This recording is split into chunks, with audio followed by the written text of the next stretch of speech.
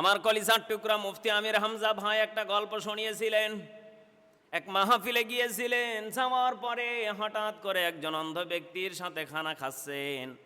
ইন্দিমি টাইমে 10 মিনিটের জন্য কারেন্টটা চলে গেছে। সবাই চিল্লা ফাল্লা শুরু করে দিলেন, কি ব্যাপার, কারেন্ট নাই কেন, কারেন্ট কখন আসবে?